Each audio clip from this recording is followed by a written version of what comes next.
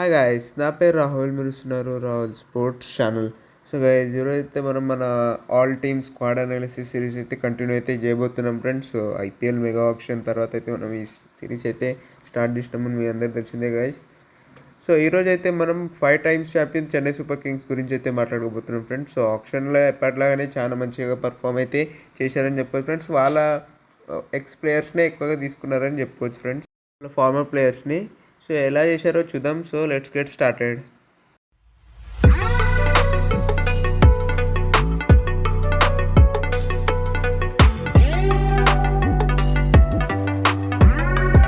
So guys, Chennai super kings ఇదే one of the most successful franchises అని చెప్పుకోవచ్చు friends మనం ఐపీఎల్లో.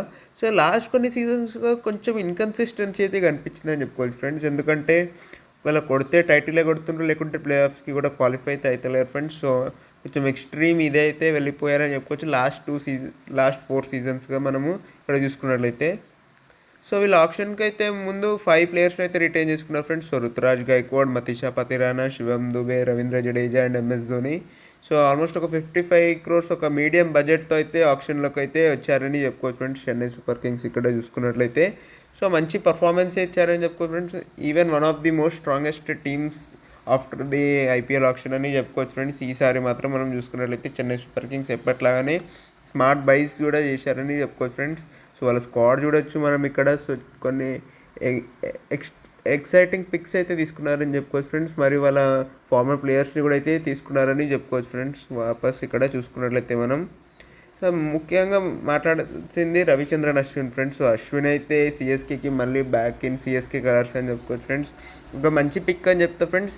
కానీ 9 crores పోతాడని నేను అయితే అనుకోలేదు friends Ravichandran Ashwin. So high డిమాండ్లకు అయితే వెళ్ళాడు. సో 9 crores అయితే సిఎస్కే అయితే దక్కించుకుంది ఫ్రెండ్స్. ఒక మంచి పిక్ అని చెప్తా ఫ్రెండ్స్. ఎందుకంటే జడేజా అండ్ అశ్విన్ కాంబో ఎంత డేంజరస్ మన అందరికి తెలిసిందే గైస్, ఎస్పెషల్లీ చొపాక్లో అయితే. సో ఒక చాలా మంచి పిక్ అని చెప్తా ఫ్రెండ్స్ ఇది సిఎస్కేకి మాత్రం. ఇక్కడ చూసుకున్నట్లయితే రవిచంద్రన్ అశ్విన్ని పిక్ చేసుకోవడం.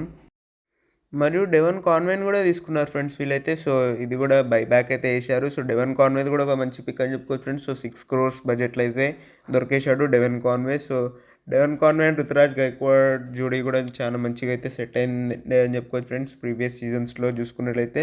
సో ఒక మంచి బై అని చెప్తా ఫ్రెండ్స్ ఇది కూడా. సో కాన్వే స్పిన్ కూడా బాగా ఆడతాడు కాబట్టి చెన్నై టీంకే చాలా మంచిగా సూట్ అయితే అవుతాడని చెప్పుకోవచ్చు ఫ్రెండ్స్.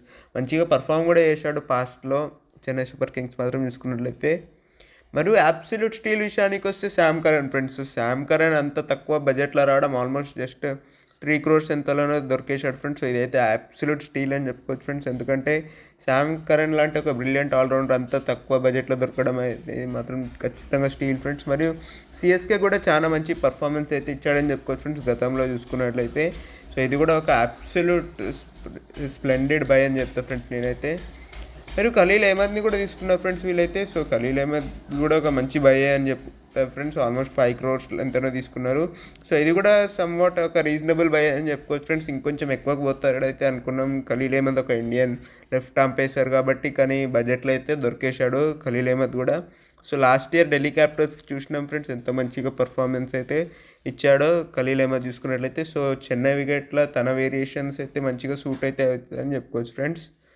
మరియు మోస్ట్ సర్ప్రైజింగ్ బై వచ్చేసరికి నూర్ అహ్మద్ ఫ్రెండ్స్. సో నూర్ అహ్మద్కి అయితే ఆల్మోస్ట్ 10 crores అయితే పెట్టేశారు. సో ఇదైతే చాలా మందికి సర్ప్రైజింగ్ అనిపించింది ఫ్రెండ్స్. ఎందుకంటే జడేజా అశ్విన్ ఉండగా మళ్ళీ నూర్ అహ్మద్ ఎందుకని. కానీ ఒక యంగ్స్టర్ మరియు ఒక లెఫ్ట్ ఆర్మ్ రిస్ట్ స్పిన్నర్ కాబట్టి ఒక వేరియేషన్ కూడా తెస్తాడు కాబట్టి అటాక్లో అంతా పెట్టిన అనిపిస్తుంది ఫ్రెండ్స్.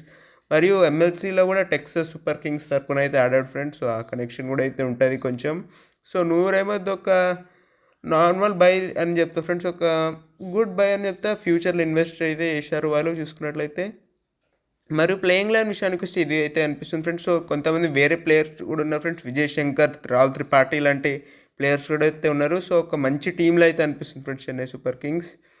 మరి వీళ్ళకి రేటింగ్ ఇవ్వాలంటే ఈజీగా ఒక 9.1/10 ఇస్తా ఫ్రెండ్స్. సో ఒక బ్రిలియంట్ టీంని అయితే చేయగలిగారు వాళ్ళు ఈ ఆప్షన్ తర్వాత. సో మీరు ఈ టీంకి ఎంత ఇస్తారో కింద కామెంట్స్లో తెలియజేయండి. మీకు కనుక వీడియో నచ్చినట్లయితే లైక్ చేయండి, షేర్ చేయండి, మరియు నా ఛానల్కి సబ్స్క్రైబ్ చేసుకోండి. Thank you.